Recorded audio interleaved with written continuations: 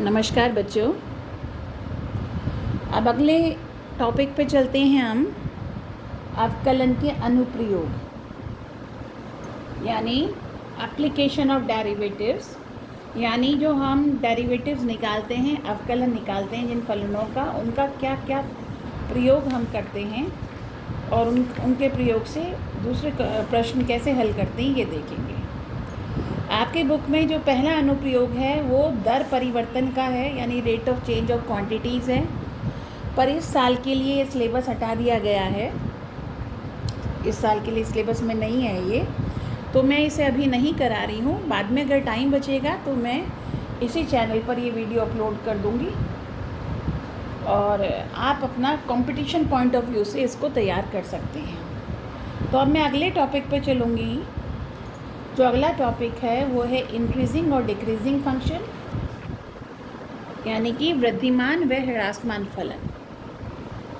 यानी वो फलन जो बढ़ रहा है, कहाँ से कहाँ तक बढ़ रहा है, और या फिर ह्रासमान है और यहाँ आधा रहे है ह्रासमान फलन। इसका क्या मतलब होता है ये देखेंगे आप। कोई भी फलन ले रही हूँ, उसका मैं चित्र बना रही हूँ, ग्राफ बना रही हूँ। X axis y axis plane पर मैं एक ग्राफ बना रही हूँ, जैसे कि ये आपका कोई फलन है, लेट सपोज। तो फंक्शन, ये फलन अभी मैं इस इंटरवल के बीच में देख रही हूँ, इसको यहाँ से यहाँ तक का देख रही हूँ। मान लो यह मान ए है, यहाँ मान बी है और यहाँ मान सी है। तो ये एक्स का मान ए है, यानी ये दूरी ए है, ये दूरी बी है, यहाँ से यहाँ तक की ये दूरी सी है। x बराबर a पर फलन का मान यानी y कितना है, यहाँ से यहाँ तक की ये जो दूरी है। तो अगर कोई फलन fx है ये, तो ये जो दूरी है ये fa है, यहाँ से यहाँ तक। x बराबर a पर y का जो मान होता है, तो y का मान ये है fa और वो ये दूरी है। x बराबर a, y बराबर a, तभी ये बिंदु आपका उत्पन्न हुआ और इस बिंदु से ये आपका वक्र होकर निकला। फिर ऐसे ही x बराबर b, ये यहाँ से यहाँ तक की दूरी b है। तो यहाँ से जब x एक्सिस पे लंब डालकर x एक्सिस से 90 डिग्री की एक लाइन बनाएंगे या y एक्सिस के पैरेलल एक लाइन बनाएंगे, तो कर्व को जहाँ काटेगी वो बिंदु के कोऑर्डिनेट क्या होंगे, ये दूरी हो गई b और यहाँ से यहाँ तक की ये दूरी हो गई आपकी fb। तो इसके कोऑर्डिनेट ऐसे बनते हैं। तो ये आप यहाँ से यहाँ तक ये दूरी है। इसी तरह से ये दूरी सी है, यहाँ से यहाँ तक की दूरी सी है, और यहाँ पर ये बिंदु यहाँ पर इतनी दूरी डाली, तो ये जो दूरी है ये एफ सी है। यानी x बराबर सी पर फलन का मान जो है वो एफ सी है, तो वो इतना है। तो ये आपका एक ग्राफ मैंने दिखाया। आप देखते हैं ये एक्स एक्सिस है, इस तरफ नेगेटिव होती चली जाती है संख्या, यहाँ ज़ीरो है, उसके बाद पॉजिटिव होती चली जाती है। तो आप देखते हैं कि एक्स का मान जैसे जैसे राइट की तरफ चलेंगे वैसे वैसे बढ़ेगा, जैसे जैसे लेफ़्ट की तरफ चलेंगे घटेगा।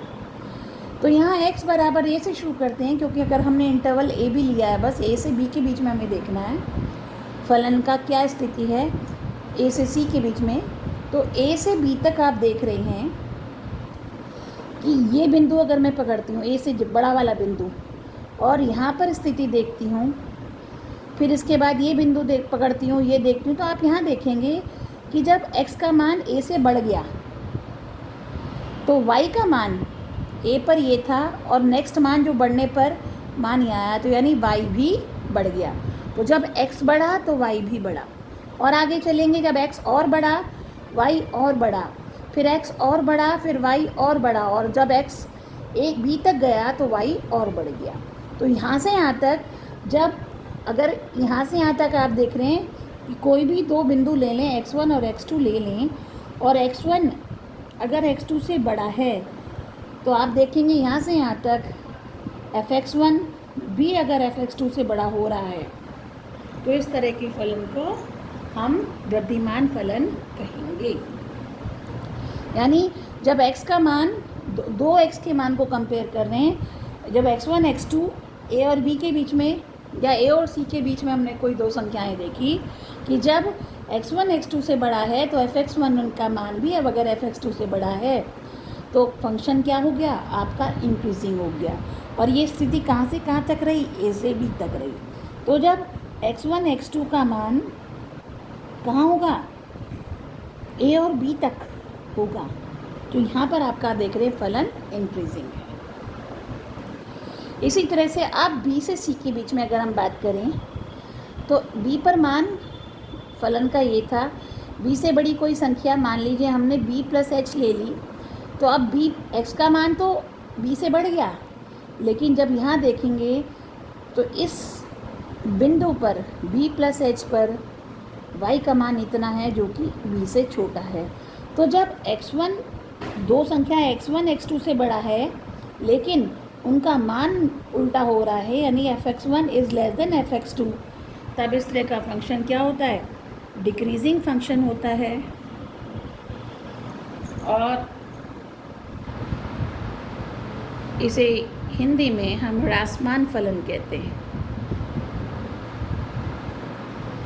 तो b से c के बीच में आप देख रहे हैं, b से c के बीच में कहीं भी आप बिंदु डालेंगे तो अगर ये x2 है और ये x1 है, या अगर x1 ये ले लें x2 ये ले लें, तो x1 x2 से छोटा है, तो वह जब x1 x2 से छोटा है पर f(x1) का जो मान है वो f(x2) से बड़ा है, तो जब ऐसी उल्टी स्थिति होगी तो वो फलन डिक्रीजिंग कहलाएगा। और जबकि पहले वाली स्थिति में a से b के बीच में जब x2 x1 से बड़ा था तो f(x2) भी f(x1) से बड़ा था। तो आप देख रहे हैं जब x का आगे बढ़ने पर y भी बढ़ता है तो इस तरह का कर्व आता है, यानी फलन यूँ बढ़ता चला जाता है। और जब डिक्रीजिंग की बात आती है, यानी x बढ़ने पर y कम हो रहा है, तो कैसा फलन आएगा, इस तरह का आएगा। आपको पिक्चर से काफ़ी क्लियर होगा। अगर मैं अब आगे चलूँ तो यहाँ से यहाँ तक का फलन आपका इंक्रीजिंग हो गया, यहाँ से यहाँ तक का डिक्रीजिंग हो गया, इसके बाद फिर आगे अगर बढ़ रहा है तो यहाँ से यहाँ तक इंक्रीजिंग होगा, फिर नीचे आएगा, ऐसे यहाँ से यहाँ तक का फलन आपका डिक्रीजिंग हो रहा है। तो इस तरह के फलन को इंक्रीजिंग, तो क्या डेफिनेशन है, डेफिनेशन ये होती है कि जब x1 x2 से छोटा है तब f(x1) भी अगर f(x2) से छोटा होगा तो वो फलन आपका वृद्धिमान होगा, यानी इंक्रीजिंग फलन होगा। और अगर x1 x2 से छोटा है परंतु f(x1) f(x2) से बड़ा है तो ये फलन ह्रासमान यानी डिक्रीजिंग फलन होगा। तो आपको कंसेप्ट समझ आ गया होगा। इसमें भी एक शब्द आता है, इसमें भी एक शब्द आता है निरंतर वृद्धिमान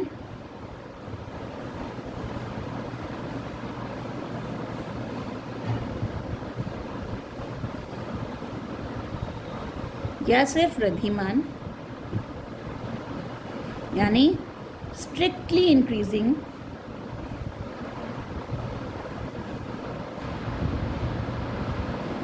या फिर इंक्रीजिंग। इसी तरह से निरंतर ह्रासमान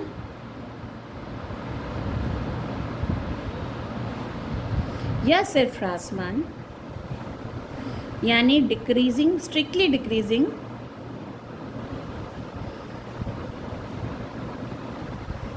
और ये सिर्फ डिक्रीजिंग। दोनों में क्या फ़र्क है कि अगर x1 x2 से छोटा है तो f(x1) भी f(x2) से छोटा होगा, तो ये कहलाएगा निरंतर वर्धमान,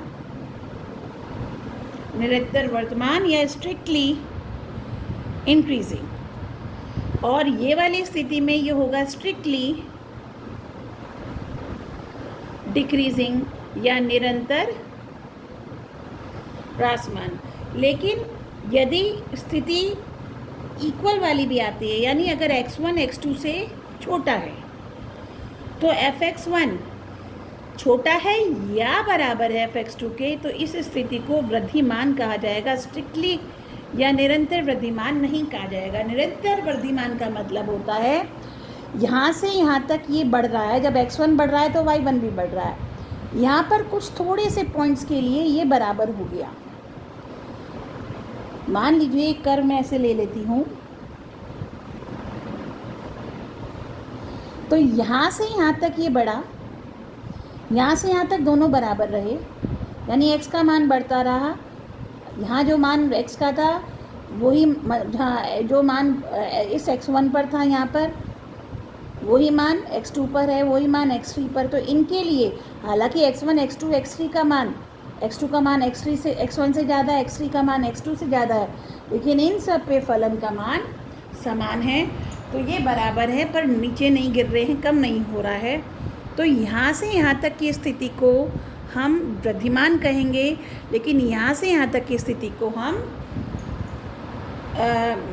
स्ट्रिक्टली इंक्रीजिंग यानी निरंतर वृद्धिमान कहेंगे। इसी तरह से यहाँ से यहाँ तक की स्थिति आपकी निरंतर ह्रासमान है, जबकि यहाँ से यहाँ तक की स्थिति आपकी निरंतर सिर्फ ह्रासमान है।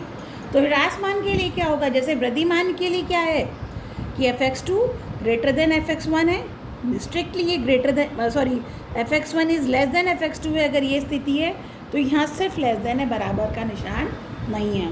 लेकिन अगर यही बराबर होता तो ये निरंतर नहीं रहता, ये सिर्फ वृद्धिमान हो जाता।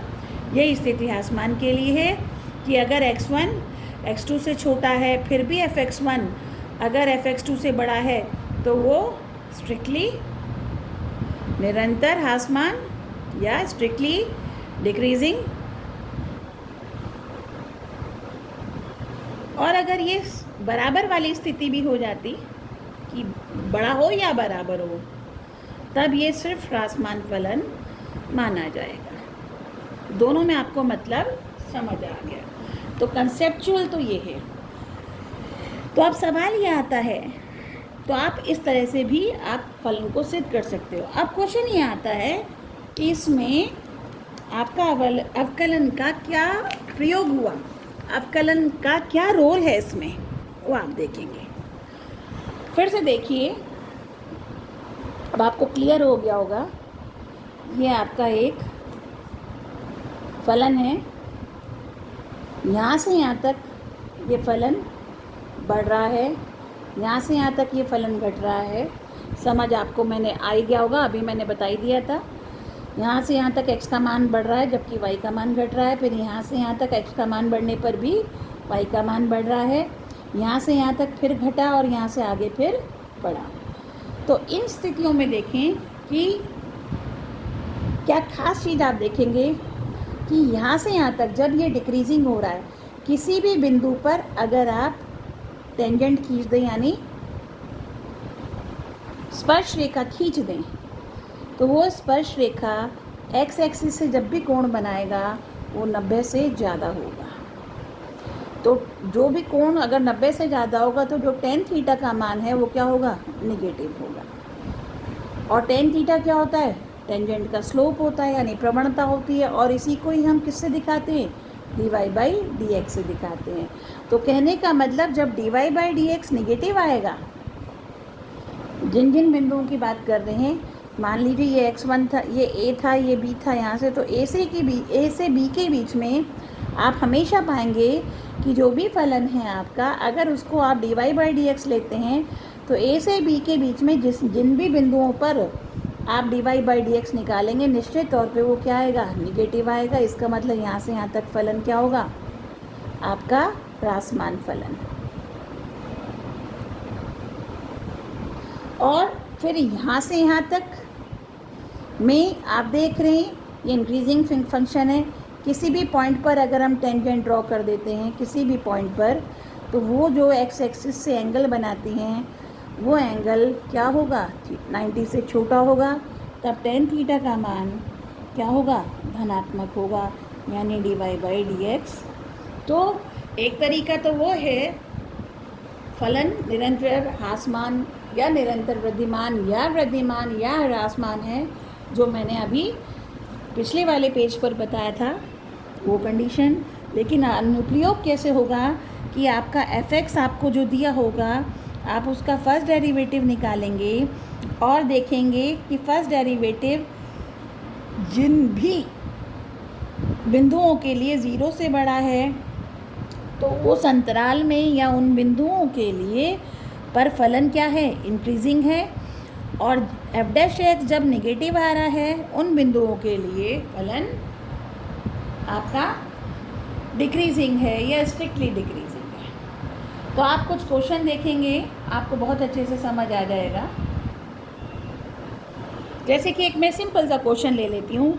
एफ एक्स एक फलन है आपका एक्स की power 3 minus 3x² plus 4x। Let suppose आपको ये पूछा गया है कि बताइए ये इंक्रीजिंग है या डिक्रीजिंग है, और किस में, आर में। तो आपको पूरे आर के लिए चेक करना पड़ेगा कहाँ ये इंक्रीजिंग है, कहाँ ये डिक्रीजिंग है, या जैसा क्वेश्चन में पूछा गया है।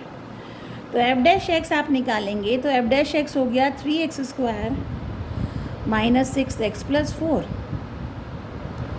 तो 3x² माइनस 6x प्लस 4 को अगर आप अब इसको सॉल्व करेंगे कि कहाँ ये पॉजिटिव कहाँ नेगेटिव, तो हम इसका पर वो बनाते हैं x² माइनस 2x लिख दिया, पूर्ण वर्ग बनाएंगे हम इसका।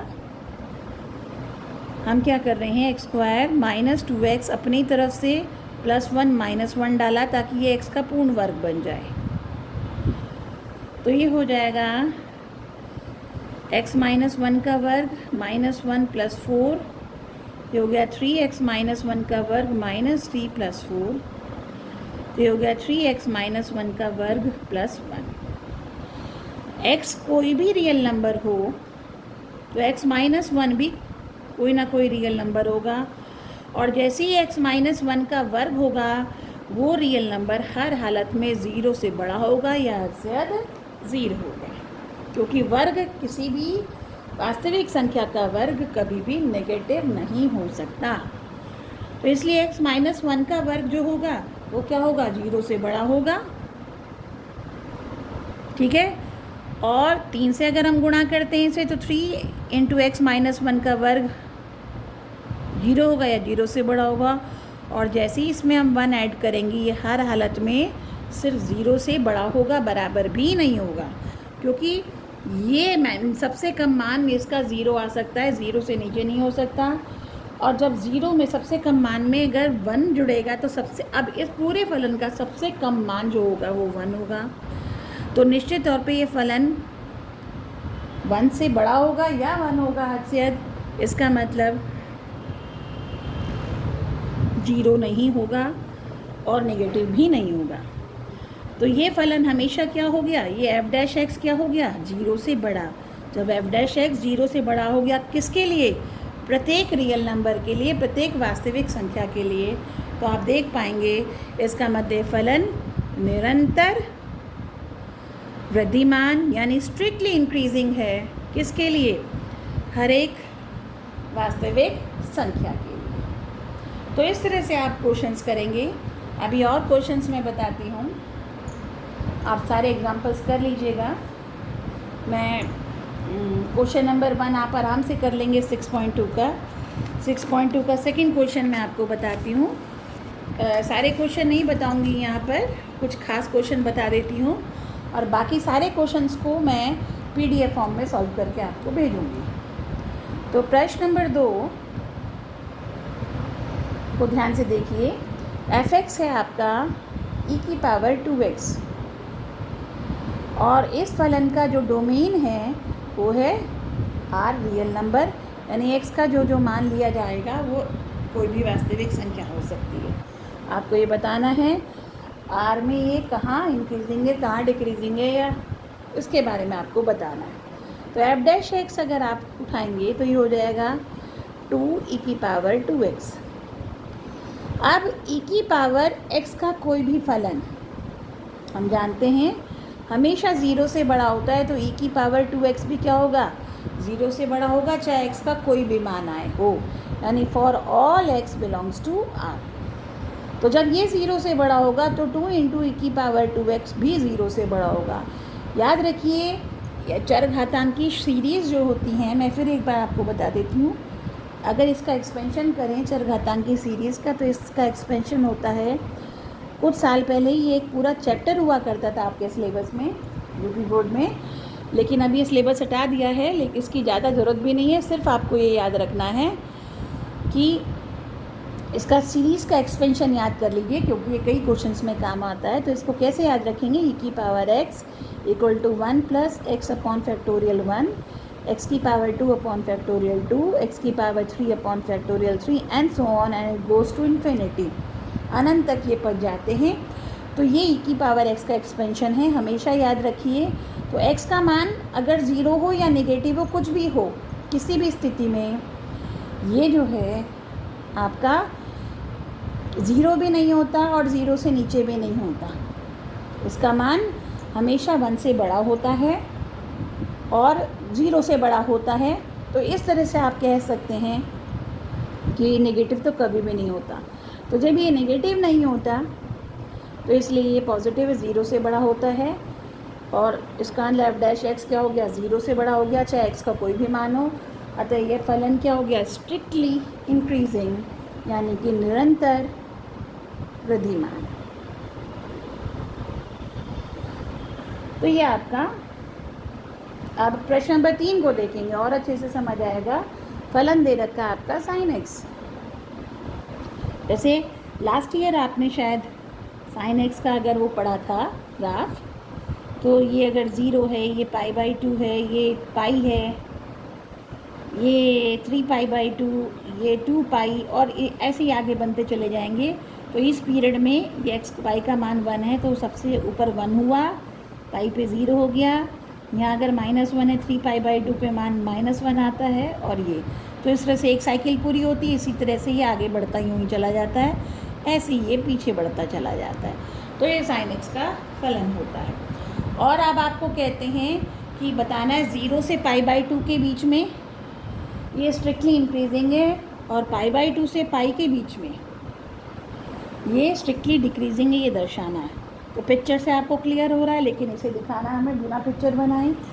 तो आपका पहला जो पार्ट है उसमें x का मान क्या लिया जा रहा है, 0 से π/2 के बीच में। तो अगर हम f' निकालेंगे तो ये होगा cos x। अब 0 से जब x का मान पहले चतुर्थांश में होगा, यानी 0 से π/2 के बीच में होगा, तो उसमें cos x क्या होता है, धनात्मक होता है। सिर्फ π/2 पे जाके 0 होता है, ठीक है। लेकिन ये ओपन इंटरवल रख रही हूँ, π/2 पे ये 0 होता है, लेकिन उस पर π/2 से पहले ही ये 0 से बड़ा होता है, और cos 0 पे इसका मान 1 होता है। तो cos x क्या हो गया, 0 से बड़ा इन ओपन इंटरवल 0 से π/2। तो ये ओपन इंटरवल में है, यानी 0 और π/2 इंक्लूड नहीं हो रहे हैं। तो f' क्या हो गया, 0 से बड़ा हो गया, इसलिए फलन क्या हो गया, निरंतर वृद्धिमान। ठीक इसी तरह से अगर x होता है π/2 से पाई तक, यानी दूसरे चतुर्थांश में, तो दूसरे चतुर्थांश में cos क्या होता है, नेगेटिव होता है। दूसरे चतुर्थांश में cos की सारी वैल्यूज़ नेगेटिव आती हैं। x का मान जब π/2 से बड़ा हो, यानी दूसरे चतुर्थांश में पहुंच जाता है, तो ये नेगेटिव होता है। इसका f' क्या होगा, नेगेटिव होगा। तो फलन क्या होगा, निरंतर ह्रासमान। तो ये आसान है, बहुत मुश्किल नहीं है। आपको कंसेप्ट पूरा अच्छे से क्लियर हो गया होगा। प्रश्न नंबर जो 4 है, और साथ में ये कहते हैं neither increasing nor decreasing in 0 से पाई। तीसरा पार्ट और है इसमें, यानी 0 से π/2 के बीच में बोला है कि फलन क्या है, वृद्धिमान है या ह्रासमान। तो आपने देखा था 0 से पाई को आपने 0 से π/2 में तोड़ा और π/2 से पाई में, तो इसके आधे हिस्से में ये वृद्धिमान है, आधे हिस्से में ह्रासमान है। तो पूरे हिस्से में आप ये नहीं कह सकते कि ये पूरा ही वृद्धिमान है या पूरा ही ह्रासमान है। तो जब ऐसी स्थिति आती है कि आपसे पूछा है कि बस ये बताओ 0 से पाई के बीच में क्या है, वृद्धिमान या ह्रासमान, तो आप कहेंगे ना वृद्धिमान है ना ही ह्रासमान है, ना वृद्धिमान ना ही ह्रासमान।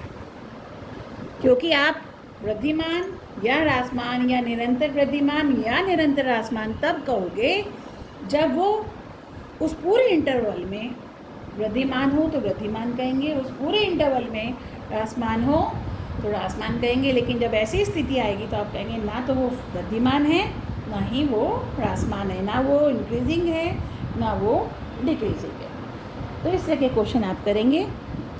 इसके बाद प्रश्न नंबर 3 पर आते हैं, 4 पर आते हैं। इसमें आपको इंटरवल ही पूछा गया है।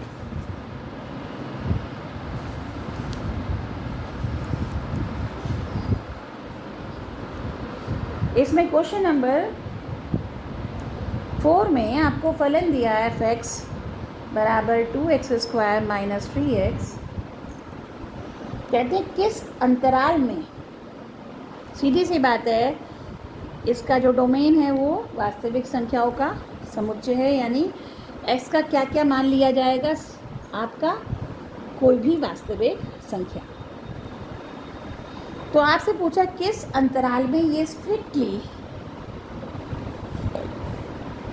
इंक्रीजिंग है, यानी निरंतर वृद्धिमान है। तो आप f' निकालेंगे, ये हो गया 4x माइनस 3। तो निरंतर वृद्धिमान तब होगा जब f' क्या होगा, 0 से बड़ा। इसका मतलब 4x किससे बड़ा होगा, 3 से, तो x क्या होगा, 3/4 से बड़ा। तो जब x 3/4 से बड़ा होगा, कहाँ तक, अनंत तक। तो क्या अंतराल में, 3/4, 3/4 सहित नहीं, सिर्फ 3/4 से बड़ा, अनंत तक। ये जो अंतराल है इसमें फलन निरंतर वृद्धिमान होगा। इसके उलट अगर f' को 0 से छोटा निकालें तो 4x माइनस 3 क्या होगा, 0 से छोटा, तो x का मान 3/4 से नीचे जब होगा, फलन होगा निरंतर ह्रासमान, यानी स्ट्रिक्टली डिक्रीजिंग। तो क्या वो इंटरवल बनेगा, -∞ से 3/4 तक। तो ये ओपन इंटरवल है, यानी 3/4 नॉट इंक्लूडेड अगर शब्द आ रहा है निरंतर। तो यहाँ हो गया ये निरंतर ह्रासमान। तो इस तरह से प्रश्न होगा। इसी प्रकार से प्रश्न नंबर 5 पर आएँ। प्रश्न नंबर 5 आपका है f(x) बराबर 2x³ minus 3x² minus 36x plus 7। ये आपका बहुपदीय फलन है। बहुपदीय फलन हर एक x के लिए डिफाइन होता है, यानी हर एक वास्तविक संख्या के लिए डिफाइन होता है। तो इसका डोमेन R है। तो इस R में फलन कहाँ इंक्रीजिंग है स्ट्रिक्टली, कहाँ है स्ट्रिक्टली डिक्रीजिंग है, ये आपको चेक करना है। तो इसमें आपने f' 6x² minus 6x minus 36, 6 common लिया, x² माइनस x माइनस 6 आपका ये बचा। अगर इसके गुणनखंड हो तो गुणनखंड करेंगे, तो मेरे ख्याल में x² minus 3x plus 2x अगर हम लगाएं, फैक्टर्स हो सकते हैं, फैक्टर करेंगे, नहीं होते तो फिर हम पूर्ण वर्ग बनाएंगे। दोनों तरह से किया जा सकता है इसको। तो ये हो गया x माइनस 3 और x प्लस 2 इसके गुणनखंड बनेंगे। तो f' ये इतना आ गया। अब f' 0 से बड़ा होगा तब ये क्या होगा, निरंतर वृद्धिमान। तो कब निरंतर वृद्धिमान होगा, जब f' 0 से बड़ा होगा, यानी 6x minus 3 into x plus 2 क्या होना चाहिए, 0 से बड़ा। यानी x माइनस 3 और x माइनस प्लस 2 का जो गुणनखंड है वो 0 से बड़ा होना चाहिए 6 से। तो 6 तो कभी 0 हो नहीं सकता। अब किन परिस्थितियों में दो संख्याओं का गुणनफल 0 से बड़ा होगा, तो या तो दोनों ही धनात्मक होंगे या दोनों ही ऋणात्मक होंगे। तो दो केस बनते हैं, जब दोनों धनात्मक या दोनों ऋणात्मक। तो पहला केस जब x माइनस 3 भी 0 से बड़ा, और यहाँ देखो शब्द पर तथा पर जोर दे रही हूँ। जनरली आप हमेशा समीकरण को जब हल करते थे, मान लो x माइनस 3 है, x प्लस 2 इक्वल टू 0, तो ये इक्वल टू 0 तब आता था या तो ये 0 या ये 0। तो यहाँ शब्द आता था अथवा, यानी किसी एक के 0 बनने से काम चल जाएगा। लेकिन यहाँ पर ये 0 से बड़ा तब होगा जब दोनों ही धनात्मक होंगे, यानी यहाँ शब्द आएगा तथा। तो इसलिए तथा पर ज़्यादा जोर है, यहाँ अथवा नहीं आ सकता, तथा आएगा। यानी ये भी पॉजिटिव हो और ये भी पॉजिटिव हो तो ही ये ज़ीरो से बड़ा होगा। अगर ये नेगेटिव होता तो ये इन दोनों का प्रोडक्ट पॉजिटिव नहीं आ सकता था। अगर ये ज़ीरो भी होता तब भी इन दोनों का प्रोडक्ट धनात्मक नहीं आ सकता बल्कि ज़ीरो आता। तो यहाँ दोनों का ज़ीरो से बड़ा होना ज़रूरी है। इसका मतलब x का मान 3 से भी बड़ा हो तथा x का मान -2 से भी बड़ा। अब अगर इस चीज़ को गौर से देखें, हमें वो संख्या चाहिए जो 3 से भी बड़ी हो और -2 से भी बड़ी हो, यानी दोनों को संतुष्ट करती हों। तो जो संख्याएं 3 से बड़ी हैं वो -2 से भी बड़ी होंगी, लेकिन सारी संख्याएं -2 से जो बड़ी हैं वो 3 से भी बड़ी हमेशा नहीं होंगी। -1 -2 से बड़ा है पर 3 से बड़ा नहीं है। तो कॉमन संख्याएं निकालनी है जो दोनों को संतुष्ट करे। तो इसका रिजल्ट आया कि x ग्रेटर देन 3, यानी 3 से बड़ी संख्या इसे भी संतुष्ट कर रही है, इसे भी कर रही है। तो इसका मतलब जब x 3 से बड़ा होगा तो फलन क्या होगा? निरंतर वृद्धिमान। दूसरा केस जब दोनों ही नेगेटिव हो, यानी x -3 भी 0 से छोटा तथा x + 2 भी 0 से छोटा। फिर मैं तथा पर जोर दे रही हूँ, तो उसका मतलब x 3 से छोटा, इसका मतलब x -2 से छोटा। अब वे संख्या जो दोनों को संतुष्ट करें तो वो होगी x <−2, यानी -2 से जब x का मान छोटा होगा तो वो 3 से छोटा तो होगा ही होगा और इससे तो छोटा है ही, तो यानी दोनों को ये संतुष्ट कर रही है। तो कुल मिलाकर 2 ही केस बने थे। तो फलन निरंतर वृद्धिमान तब होगा या जब x का मान 3 से बड़ा हो। ये आपकी अगर नंबर लाइन है, मैं नंबर लाइन यहाँ ड्रॉ कर रही हूँ, ये 0 होता है, ये x के मान हम यहाँ से ले रहे हैं, यहाँ x -2 है और ये x 3 है। तो जब 3 से बड़ा होगा और -2 से छोटा होगा तब फलन क्या होगा? निरंतर वृद्धिमान। यानी अनंत से लेकर -2 तक की संख्याएं -2 को छोड़कर और 3 से लेकर अनंत तक की संख्याएं 3 को छोड़कर अगर ली जाएंगी तो फलन क्या होगा? वृद्धिमान। इसका मतलब -अनंत से -2 तक तथा 3 से अनंत तक। तो इन दोनों अंतरालों का यूनियन अगर हम लेते हैं तो ये आपका इंटरवल ऐसा आएगा जिसमें आपका फलन निरंतर वृद्धिमान होगा। यानी इस नंबर लाइन पे अब क्या रह गया? -2 और 3 के बीच की संख्याओं के बारे में निर्णय करना रह गया। इतना तो निश्चित हो गया कि इनके बीच में फलन निरंतर वृद्धिमान नहीं होगा बल्कि वृद्धिमान भी नहीं है। अब आते हैं हम सेकंड पार्ट पर, जो ये कहता है स्ट्रिक्टली डिक्रीजिंग बताएंगे। तो मैं फलन को स्ट्रिक्टली डिक्रीजिंग के लिए f' कितना था आपका? 6x - 3x + 2। अब निरंतर ह्रासमान के लिए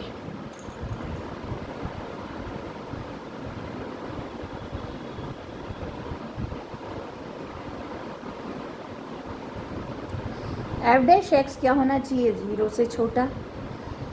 6 का तो कोई रोल नहीं है, तो x - 3x + 2 क्या होना चाहिए? 0 से छोटा। दो चीज़ों की प्रोडक्ट नेगेटिव तब संभव है जब एक धनात्मक एक ऋणात्मक। तो एक बार ये धनात्मक और ये ऋणात्मक, दूसरे उसमें ये ऋणात्मक ये धनात्मक। तो दोनों केस को डिस्कस करेंगे। पहला केस x - 3 तो धनात्मक तथा x + 2 ऋणात्मक, यानी x का मान 3 से बड़ा हो तथा x का मान -2 से छोटा हो। यानी वो संख्याएं ढूंढनी हैं, वो संख्याएं x पर ढूंढनी है कि x 3 से भी बड़ा हो और -2 से भी छोटा हो। क्या वास्तव में कोई ऐसी संख्या है जो 3 से बड़ी भी हो और -2 से छोटी भी हो? ऐसी कोई संख्या संभव नहीं है कि 3 से बड़ी भी हो और -2 से छोटी हो। तो ये है असंभव, यानी ये केस तो संभव ही नहीं है। इसका मतलब केस 2 पर आ जाइए। x - 3 नेगेटिव हो तथा x + 2 क्या हो? पॉजिटिव हो। ये दूसरा केस हो गया आपका। इसका मतलब x 3 से छोटा हो तथा -2 से बड़ा हो। तो फलन निरंतर ह्रासमान कब होगा? -2 से 3 के बीच में। तो ये आपका इंटरवल आ गया। तो इस तरह से फलन आप करेंगे, क्वेश्चंस करेंगे। ऐसी प्रश्न नंबर 6 है। और प्रश्न नंबर 7 बता रही हूँ मैं, प्रश्न नंबर 6 अपने आप कर लेंगे, कोई दिक्कत नहीं आएगी। y बराबर log 1 + x -2x upon 2 + x ये फलन दिया हुआ है और x का मान -1 से बड़ा होना चाहिए। ये आपका डोमेन दिया हुआ है, यानी आपको कौन कौन से अंडर कंसिडरेशन है? -1 से अनंत तक की संख्याएं आपकी, -1 से छोटी संख्याओं के बारे में आप नहीं सोचेंगे। तो इसमें आपको बताना है फलन इंक्रीजिंग है, डिक्रीजिंग है, क्या है, यानी इस अंतराल में आपको बताना है। तो dy/dx निकालेंगे तो 1/1 + x, इसे सॉल्व करेंगे। x का डिफरेंशियल 1, 2 + x ऐसे की ऐसे, फिर -x ऐसे की ऐसे, और इसका 1 हो गई 2 + x। इसे सॉल्व करते हैं। -4/2 + x का वर्ग, तो 2 + x का वर्ग into 1 + x, 4 + x² + 4x -4 - 4x। तो ये रह गया x² अपॉन x + 2 का होल स्क्वायर 1 + x। ये आपका dy/dx आ गया। x का मान -1 से बड़ा हो तो x² हमेशा 0 से बड़ा होगा। वर्ग किसी भी संख्या, x कोई भी वास्तविक संख्या होती है तो उसका वर्ग 0 से बड़ा होता है। तो x -1 से बड़ी संख्या भी है तब भी उसका वर्ग 0 से बड़ा होगा। इसी तरह से x + 2 जो है उसका वर्ग भी 0 से बड़ा होगा। वैसे तो आप यहाँ देख रहे हैं x - 1, x > -1 है, इसका x + 1 क्या होगा? 0 से। तो ये x + 1 भी 0 से बड़ा है, और अगर x + 1 0 से बड़ा है तो x + 1 में अगर 1 और जोड़ दें तो x + 2 भी खुद अपने आप में 1 से ही बड़ा होगा। तो 1 से बड़ा है तो 0 से तो हो ही गया बड़ा ये, और उस पे भी इसका वर्ग हो गया। तो निश्चित तौर पे ये 0 से बड़ा, ये 0 से बड़ा, और ये भी 0 से बड़ा, यानी ये भी धनात्मक, ये भी धनात्मक, ये भी धनात्मक। जब सारा धनात्मक तो ये भी धनात्मक, और 0 भी कभी नहीं बनेगा। और जब ऐसा होगा x = 0 के लिए ये सिर्फ आप देखेंगे, अगर x को 0 रखें तो ये 0 आ सकता है। तो dy/dx इस अंतराल में या तो 0 होगा या 0 से बड़ा होगा। तो ये बराबर भी आ गया, इसलिए ये सिर्फ वृद्धिमान फलन है, अपने डोमेन में निरंतर वृद्धिमान नहीं है, क्योंकि x = 0 के लिए फलन 0 होगा। तो मुझे लग रहा है अब आपको क्वेश्चन अच्छे से समझ आ गए होंगे। तो ये एक्सरसाइज पूरी कीजिएगा, और कोई क्वेश्चन अगर समझ नहीं आता तो वो आप मुझसे पूछेंगे, और बाकी इनके हर एक क्वेश्चन को मैं सॉल्व करके PDF फॉर्म में आपके व्हाट्सएप के ऊपर भेज दूँगी। Thank you.